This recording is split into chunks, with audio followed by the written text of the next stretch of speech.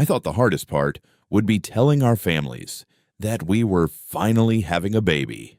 I was wrong. The hardest part was realizing someone at that table wanted my wife to lose it.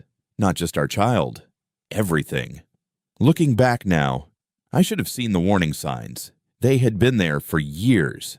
I just kept telling myself, that's just how my sister is. I was wrong about that too, because jealousy doesn't disappear. It grows. My name is Ethan. I'm 34. My wife, Emma, is the kindest person I've ever met. We've been married for 6 years, and after almost 3 years of trying, she finally got pregnant.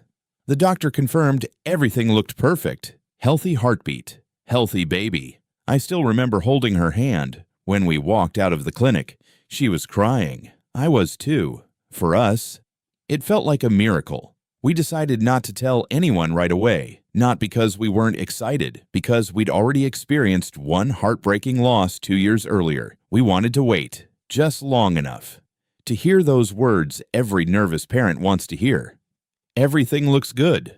When we finally reached that point, we planned a family dinner. Nothing fancy, just our parents, my younger brother, my sister, Claire, and her husband. Emma spent 2 days preparing everything. She wanted the announcement to feel special. She wrapped the ultrasound picture inside a small gift box. She even bought tiny baby shoes. When everyone arrived, the house was full of laughter. My mom couldn't stop asking what the surprise was. My dad joked that maybe we had bought another dog.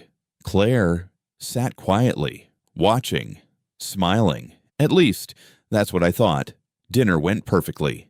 Everyone laughed, shared stories, talked about work, vacation plans. Nothing unusual. Then Emma stood up. She looked at me. I nodded. She picked up the little box. My mom opened it first. She stared at the ultrasound picture for 2 seconds. Then she screamed, "Oh my God, you're pregnant!" Everyone jumped to their feet. My father hugged me so hard, I could barely breathe. Emma was crying again. My mother was already talking about baby names. It was one of the happiest moments of my life. Except, one person wasn't smiling anymore. Claire. She was staring at the ultrasound picture without saying a word. Her smile had completely disappeared. I remember thinking, maybe she was just surprised. I wish that had been the real reason, because what happened next would tear our entire family apart. The dinner ended better than we could have imagined. My mom insisted on taking family photos. My dad opened a bottle of champagne, then immediately remembered Emma couldn't drink. Everyone laughed, even Claire. That surprised me. For the first time in years, she actually hugged Emma. "I really am happy for you." Those were her exact words. Emma smiled. "So am I." On the drive home, Emma looked out the window, then quietly said, "Do you think your sister has changed?" I shrugged. "I don't know, but I hope so." I wanted to believe it. After everything we'd been through, I wanted peace. For the next few weeks, Claire became a completely different person. She texted Emma almost every day, checking on her pregnancy, sending baby clothes she found online, recommending prenatal vitamins, even asking how morning sickness was going. Emma couldn't believe it. Maybe therapy actually helped her. I smiled. Maybe. My parents noticed it too. My mom kept saying, "This is the daughter I remember." For the first time in years, our family dinners felt normal. No arguments, no sarcasm, no awkward silence, just family. Or that's what it looked like. Then small things started happening. Nothing serious, just strange. One afternoon, Emma opened our front door and found a gift basket. No note. Inside, there were organic snacks, pregnancy tea, a baby blanket, and a tiny stuffed elephant. Claire texted a minute later, "Hope you like it." Emma thought it was sweet. I did too, until I noticed something. The tea. It clearly said, "Not recommended during pregnancy." I frowned. Maybe she just grabbed the wrong one. Emma threw it away. We laughed about it. A week later, Claire invited Emma out for lunch, just the two of them. When Emma came home, she looked exhausted. "Everything okay?" She nodded. "Yeah." She talked about babies the whole time. Asked a million questions. What questions? Emma hesitated, then laughed. The weirdest one, she asked if I'd written a will. I looked up. What? Emma shrugged. I know. It was strange. But maybe she meant, in case something happened during childbirth. I wanted to believe that explanation. Still, something about it bothered me. A few nights later, I woke up around 2 in the morning. Emma wasn't in bed. I found her downstairs, standing in front of the refrigerator. She looked pale. I've been craving strawberries. She laughed. At 2 in the morning, I kissed her forehead, opened the fridge, and froze. The container of strawberries had already been opened. Emma looked confused. I didn't touch them.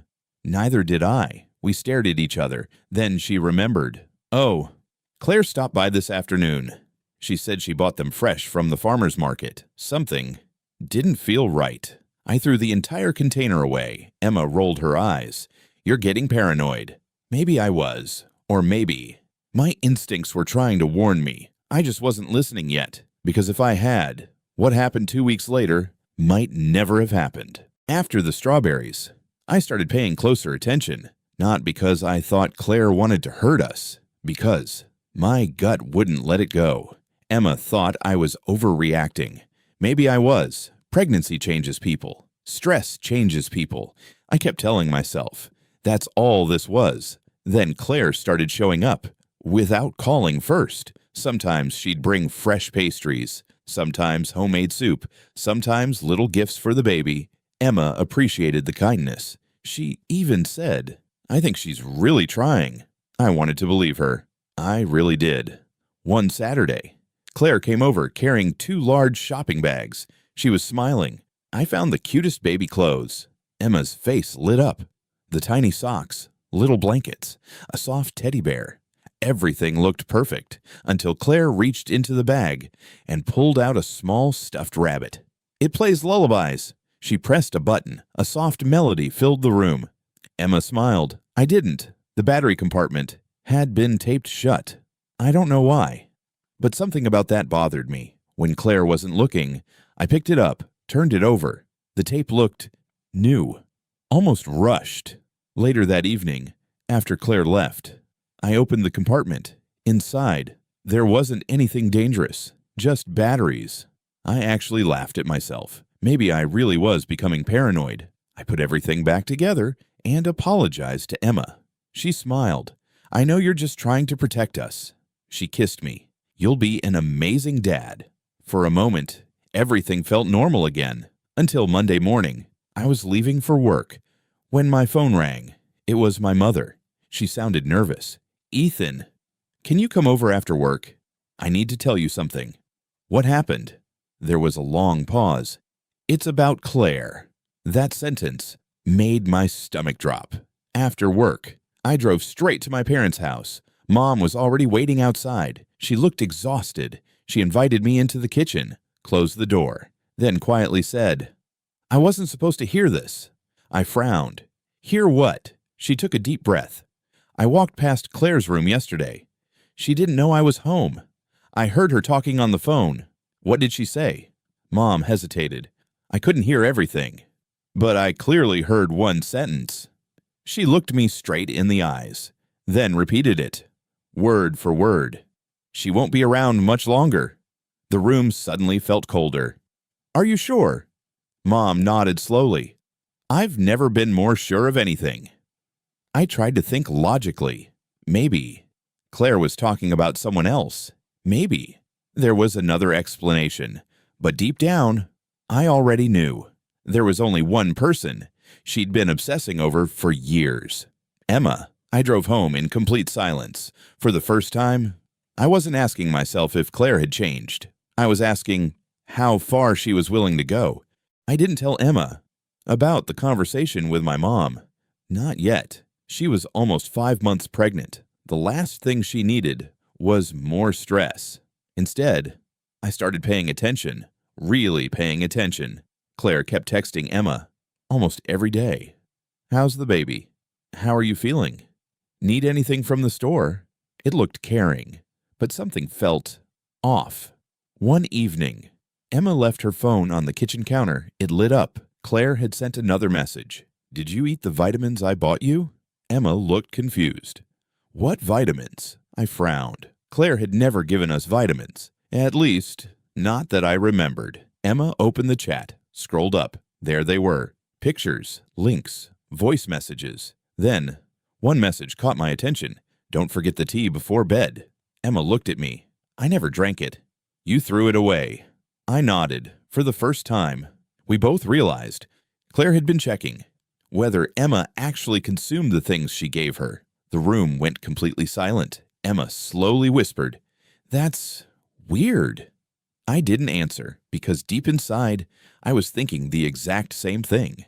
The next weekend, my parents invited everyone over for Sunday lunch. Claire would be there. Emma immediately asked, "Should we go?" I looked at her, then at the ultrasound picture, still hanging on our refrigerator. Finally, I nodded. Yeah. But promise me one thing. What? Don't eat. Or drink.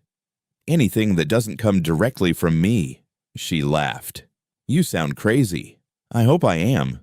When we arrived, everything looked normal. The backyard was full. Kids were playing. My dad was grilling burgers. Music filled the air. Claire walked over with the biggest smile I'd seen in years. She hugged Emma, then placed both hands on her stomach. I can't wait to meet my niece. Or nephew. Emma smiled politely. I noticed something. Claire's smile disappeared. The second Emma looked away. It lasted less than a second, but I saw it.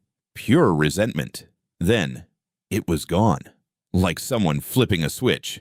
A few minutes later, Claire disappeared into the house. Nobody noticed, except me. I waited 30 seconds. 1 minute. Then I quietly followed her. The kitchen was empty. The hallway, empty. I heard a cabinet close, then footsteps. I turned the corner. Claire froze. She was standing alone, holding a small glass bottle. She smiled immediately. Oh, it's just vanilla extract, she laughed. I'm helping Mom bake dessert. I looked at the bottle. There wasn't any label, just clear liquid. For a second, neither of us spoke. Then my mom called from outside. Claire, we need more plates. She quickly slipped the bottle into her pocket. Coming. She walked past me. Without another word, I stood there, staring at the doorway. Every instinct I had was screaming. Something was terribly wrong, but I still had no proof. And without proof, I couldn't accuse my own sister, not yet. Lunch was finally ready. Everyone gathered around the table. My dad was serving barbecue. My mom carried out fresh salad. Emma sat beside me. I filled her plate myself, just like I'd promised. Claire noticed. She smiled. You don't trust anyone now? I looked at her. I trust my wife. The smile disappeared for a split second. Then it came right back. Fair enough. For the next 20 minutes, nothing happened.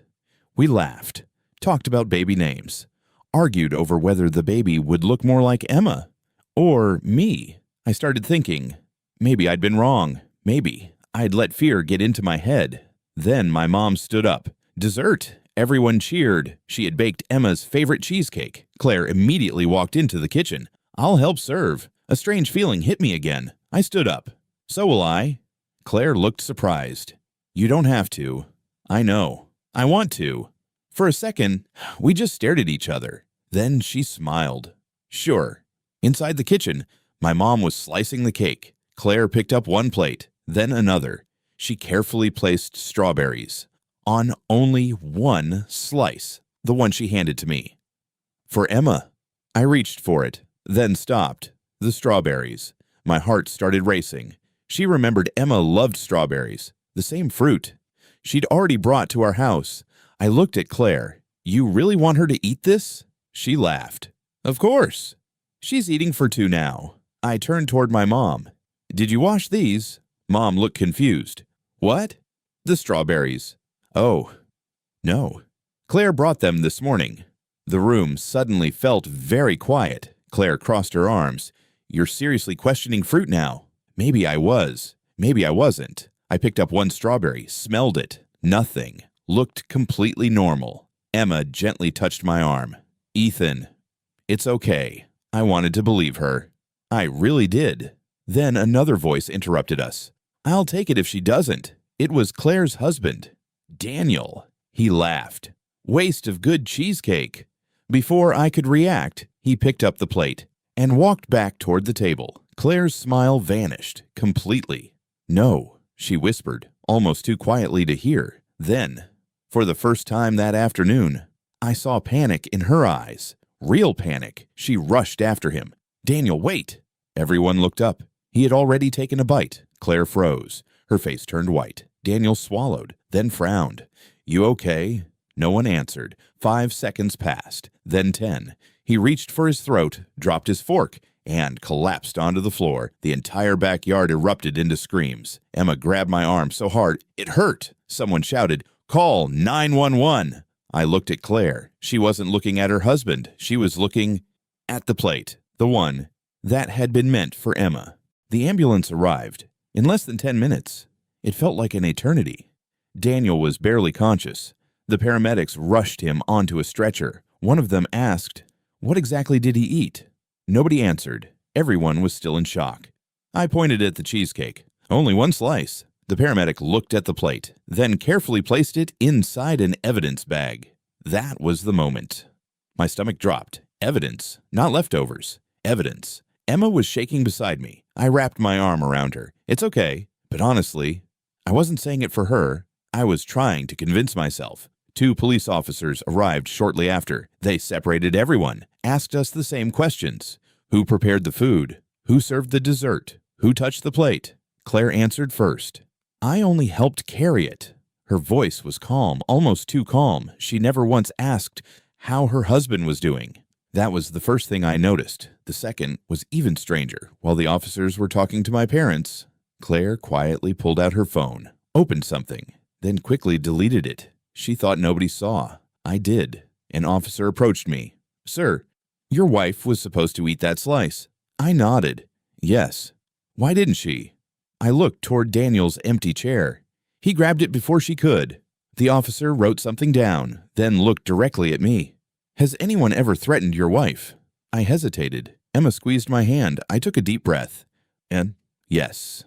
The officer waited. I looked across the yard. Claire was standing alone, watching us, smiling. At anyone who looked her way, the second they looked away, her expression disappeared. I turned back to the officer. "My sister has hated my wife for years." He didn't interrupt, so I told him everything. The wedding, the insults, the pregnancy, the strange gifts, the tea, the strawberries, even the bottle I'd seen earlier that afternoon. When I finished, he closed his notebook, then quietly asked, "Do your parents have security cameras?" I froze. Of course they did. My father had installed 4 cameras after someone broke into the garage last year. They covered the driveway, the backyard, the kitchen, and the hallway leading to it. The officer nodded slowly. "I'd like to review the footage." For the first time that day, I saw fear, not on Emma's face, not on mine, on Claire's. She had heard every word, and she suddenly realized the cameras had been recording the entire afternoon.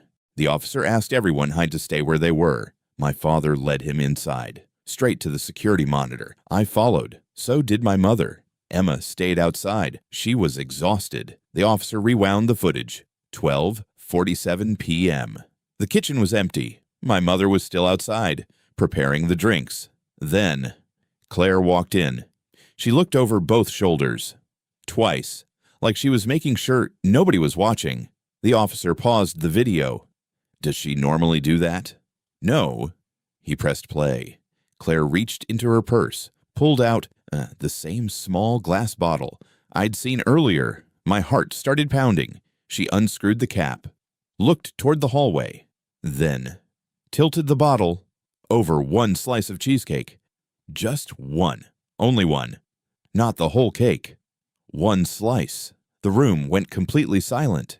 Nobody moved. Nobody spoke. The officer paused the footage again, then zoomed in.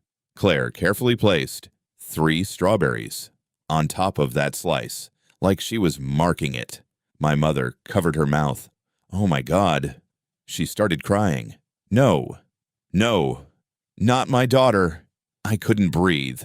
The officer continued the video. A few seconds later, Claire smiled, picked up the plate, and walked outside exactly the way we'd all remembered. Then came the part none of us expected. Another camera covered the patio. We watched Claire hand the plate directly to me, not to Emma, to me. The officer frowned. Interesting. I looked confused. What do you mean? He rewound the clip, played it again, then again. That's when I noticed it. Claire wasn't looking at Emma.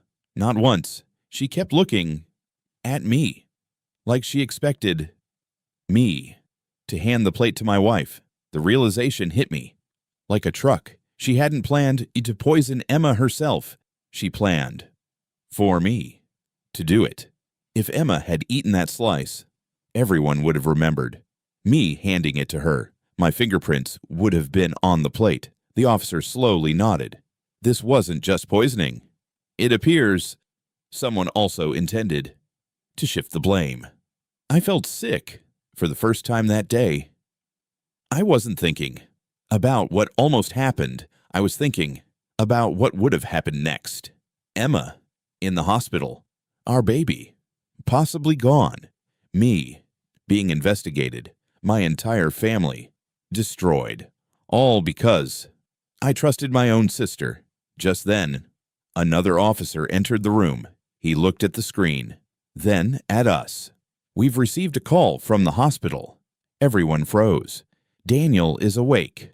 He said, before he collapsed, Claire tried to stop him from eating the cake. The room fell silent. The officer looked back at the screen, then quietly said, that confirms.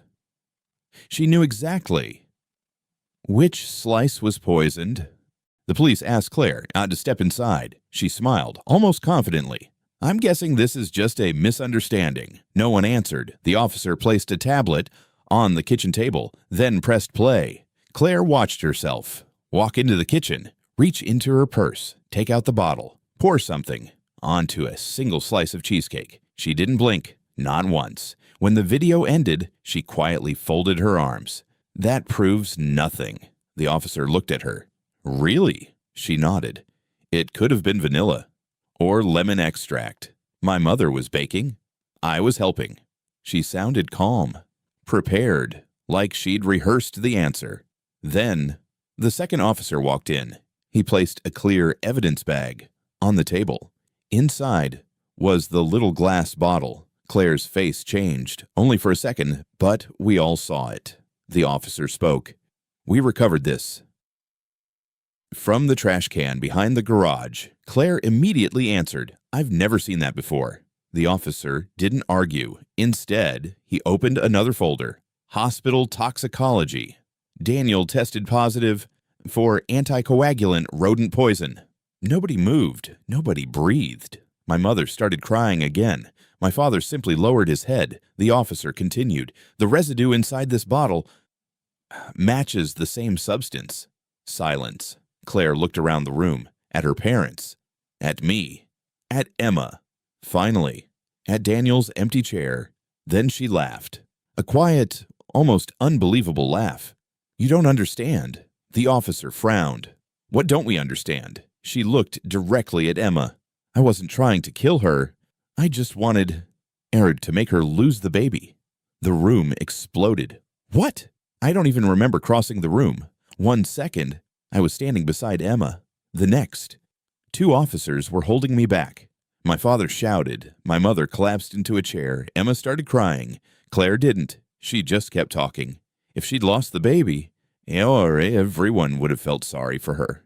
Then maybe she would have stopped pretending. Her life was perfect. I couldn't believe what I was hearing. This wasn't jealousy anymore. It was obsession. Years of resentment, all poured into one horrifying decision. Then Daniel walked in, alive, weak, but standing. He had insisted on leaving the hospital in the moment doctors allowed it. Claire looked at him. For the first time, her confidence disappeared. Daniel slowly shook his head. I would have forgiven almost anything. He swallowed. But not this. He removed his wedding ring, placed it on the kitchen table. I'm done. Claire stared at the ring, then at him. She finally realized she hadn't destroyed Emma's life. She had destroyed her own. The officer stepped forward, turned her around, placed handcuffs on her wrists. As she was being led outside, she looked back at us. Not with regret, not with guilt, only anger, pure, burning anger. That was the last time I ever saw my sister as part of my family. The weeks that followed felt unreal. Our family wasn't arguing anymore. Nobody was pretending. Everyone was simply trying to understand how things had gone so wrong. Claire was formally charged, attempted poisoning, food tampering, aggravated assault, and several other felony charges. The evidence was overwhelming. The security footage, the toxicology reports, the bottle, Daniel's statement, there was nothing left to deny. A few months later, the trial began. I didn't want to go. Neither did Emma. But we knew we needed closure. Claire looked completely different. She wasn't angry anymore. She wasn't smiling. She just looked empty. Her attorney argued that she had been suffering from severe emotional distress, that years of trauma and jealousy had clouded her judgment. The prosecutor stood up, then played the security footage. Again, nobody in the courtroom spoke. When it ended, Claire quietly lowered her head. For the first time, she admitted the truth, not because she was sorry, because she knew. She'd been caught. She looked at Emma and finally said, "I hated watching you have everything. The family, the marriage, the children, the life I always wanted." Emma didn't answer. She simply held my hand, because some words don't deserve a response. Daniel finalized the divorce. A few weeks later, he never contacted Claire again. My parents started therapy, not because they blamed themselves, because losing a daughter, while she was still alive, was a different kind of grief. They still loved her, but they could no longer trust her. As for us, our daughter arrived on a cold November morning. Healthy, loud, perfect. The first time I held her, I couldn't stop crying. Not because I remembered everything we'd survived, because I realized how close we had come to never meeting her at all. Sometimes I still think about that afternoon, about the cheesecake, about the plate, about how one small decision changed everything. If Daniel hadn't taken that bite, my wife might have. If I hadn't trusted my instincts, I might have handed it to her myself. Those thoughts never completely disappear, but they remind me to protect the people I love, no matter who stands in front of me, even if it's family, because I've learned something the hardest way possible. Sharing the same blood doesn't make someone safe. Character does. And if someone repeatedly shows you who they really are, believe them. The first time, not the 10th. Thank you for listening to our story. If there's one thing I hope you take away from it, it's this. Never ignore the small warning signs. Just because they come from someone you love, sometimes those are the ones that matter most. Thanks for watching. If you enjoy powerful Reddit-style stories with shocking twists, make sure to subscribe and turn on notifications so you never miss a new case. See you in the next Reddit case file.